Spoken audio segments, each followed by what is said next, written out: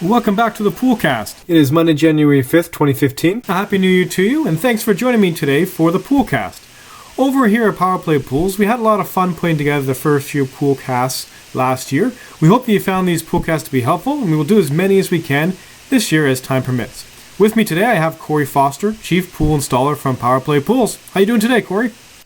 Not bad, Patrick. Yourself? Pretty good, thanks. I just wanted to circle back on something that we were discussing a couple of days ago about maintenance, because that's a question I get from clients in terms of what should they be doing on a nightly or weekly basis to properly maintain their pool. So Corey, you've had a lot of experience installing pools, a lot of experience maintaining pools.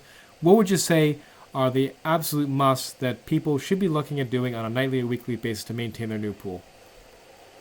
Yeah, well, I guess the first step, Patrick, just the basics. Depending on your backyard, like you may have a lot of trees, pine trees, whatever. So the first thing you want to make sure is looked after is your skimmer basket in your skimmer. That's where everything, all the leaves, pine needles, any debris that lands on the surface of the pool goes into the skimmer, goes into the basket. We want to make sure that is maintained. On a daily basis, maybe every second day. But you want to make sure it doesn't get filled up too quickly. The second thing is definitely on a weekly basis, having your water tested, brought into our office on a bi-weekly basis is probably the best. But actually testing with strips on a weekly basis. So you want to be looking for pH levels. pH levels are generally affected most by the rain, bather load, stuff like that will affect your pH to go up or down. And the adjustments are easy. They throw pH up and pH down. So very simple to adjust. And depending on whether you're saltwater pool or chlorine pool, you just want to maintain. It'll still do a reading for your chlorine, but you want to maintain your chlorine levels are in the proper range. Sure, Corey, but let me just take a minute and ask you, so what is the big deal with maintaining the levels? Like, why is that something that people should be attentive to? Well, I mean, it's sort of like, I guess you could sort of equate it to like, your eyes, the pH in your tears is 7.2 or 7.4, somewhere in that range. So that's the range that we're actually looking for pool water. So you'll know if you get into pool water and your eyes are burning. A lot of times people think that the chlorine is too high or whatever. A lot of times that can just be the pH is off. So you want to make sure your pH is balanced, and that'll make sure that your chlorine actually works properly. With a really high pH, your chlorine won't barely work at all. You're gaining about 20% of the value of your chlorine. So you want to make sure that your pH is in a good level, so that your chlorine can work properly. And a lot of times people with a very low pH, the water may look crystal clear, but that water can be very acidic.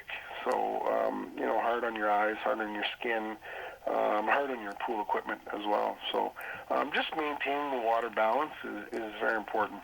Well, Corey, you just made a really good point there about pool equipment and how the pH in the water actually affects the operation of your pool equipment. Take a minute and just explain why, or I should say how, does the pH of the water impact on the operation of the pool equipment? Yeah, well, I mean, obviously muriatic acid has a pH balance of 0, and it's crystal clear. So it looks like water, but it's very acidic. And I don't know if you know anything about muriatic acid, but if you pour it on concrete, it'll essentially burn a hole in it.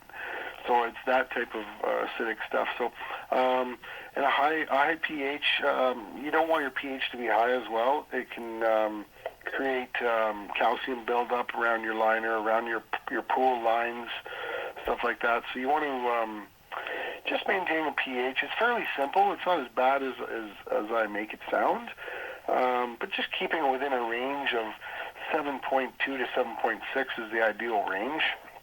And it just makes sure everything works. And obviously when you bring a pool test into our office, we're able to test for a lot more things: calcium, alkalinity, stuff like that that also affect the balance of the water.